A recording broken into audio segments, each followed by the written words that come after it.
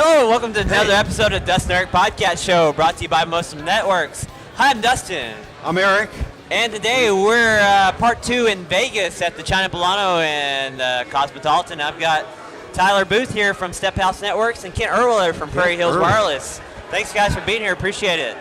So, go ahead and tell us a little bit about your network. I know you've been on the show before, but tell our viewers a little bit more about your stuff. Well, where are you from? Sure thing. We're from Portland, Oregon, and we operate a WISP in the rural and urban markets surrounding the Portland metro area. Been using Mimosa since day one, really. So why did you pick Mimosa? What really attracted you to it? I think I'd broken record at this point, but price-performance ratio is off the charts compared to anything out there. It just works for you. Right? Yes, it works. It's fast. It's cheap. What ask for more anything can you else. ask for? Yeah. So Kent, tell us a little bit about you and your network and why you chose Mimosa. So Prairie Hills Wireless, we started in 2013. We started with Mimosa pretty much from the beginning. Like, I think our first backhaul product was in late 2014, early 2015. Way before my time. Yeah, and started with B5 and B5C, and then went with the point to multi-point products, and then B24, and so on and so on.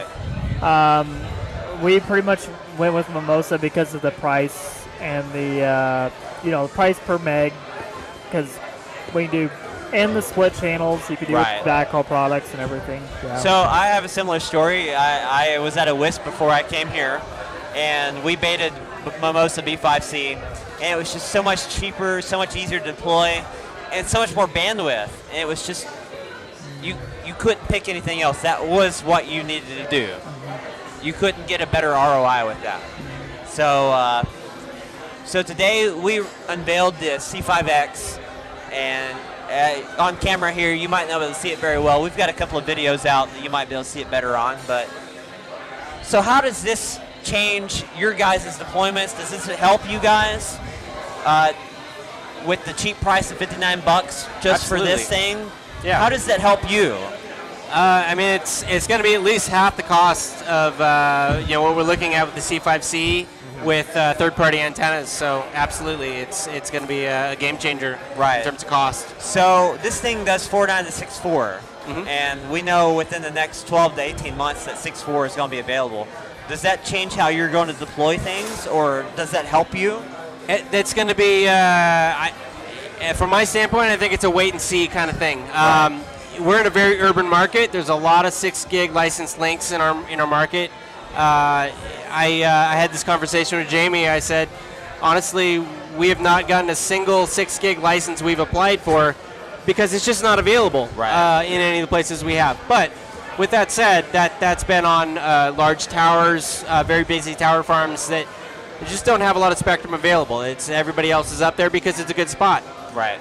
If we start taking that model down to the micro pops and rooftops, urban rooftops, I think that's going to change. So it'll be interesting to see what actually passes the frequency database and what doesn't. Will you have applications for? You can start with the first C5X without the horn at 8 dB, and we can move to 12, 16, 20. 25 dB. You can step right up for the link distances. Do you see any of these that you can maybe use right off the Honestly, I think we're probably only going to use the 25 dB in our network. Go right for the 25?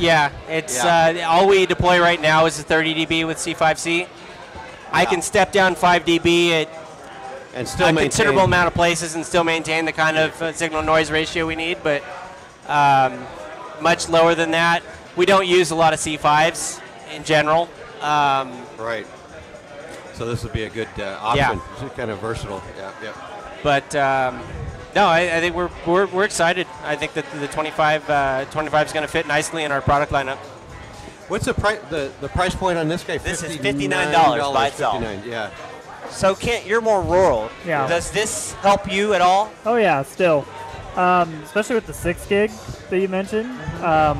Like nobody is using 6 gig in our area. Right. Yeah. So we'll be able to use 6 gig.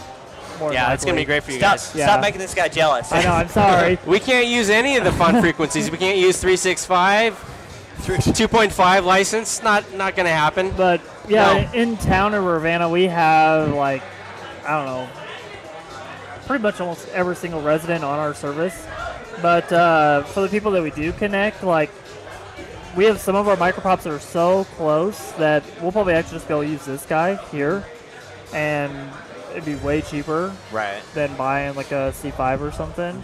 But we'll probably be using mostly the 25 dB client for our rural deployments. So, but yeah, it's another good option. So these guys are so very low profile. Does that help you guys in both urban or suburban or rural deployments? Help you get on more rooftops with something like this? People are going to love this more? Or do they really care? Honestly, from a residential single-family home standpoint, I don't think it matters that much. They're more interested in We just put getting the 2-foot service. dishes on pretty much every single home, and they don't care. They just want internet from somebody that isn't Comcast, isn't CenturyLink. They like local providers. Yeah. Right. But, certainly smaller antennas are great where you can use them. Absolutely. This guy's really light. Even the larger guy here, super light. You can go put on a little flexi mount. It's versatile. We've put that out in the field, as well as this guy down here at like around a half a mile or so. Just as is. I put it on one on a tower, on one on top of a second story residential location, and just kind of approximately aimed it, and I got a visual on it to the other side, and I just kind of locked it down. Yeah. Are you saying you use the 8 dB at half a mile? Yeah, I was at where were we at? 0.5, 0.4 in there, in that range. To a 45-degree sector? Yeah. Yes. It's actually, yeah. So these are super light. Even though these are die-cast metal, What was the gain on these one more time? so this is 8, 12, 16, 20, and 25. So I think they're a game changer. They're super cheap. It's so easy for you to get into the market to buy these antennas and deploy them. So I hope that they really will help both of you guys out, and all these other guys and girls that are in here today. Yeah. And with that, I really appreciate you both being on here. It's a pleasure. Live, actual in person instead of over, video. Yeah. So again, I really appreciate you guys coming out, sitting here, talking to our customers. And guys, we'll see you next time on our next episode. Again, this is Tyler Booth from Portland, Kent Urwiller from Nebraska. Completely different network. Thanks for tuning in. Please hit the subscribe or follow button to stay up to date with our latest podcast, which will be available on YouTube, iTunes, Google Play, and SoundCloud.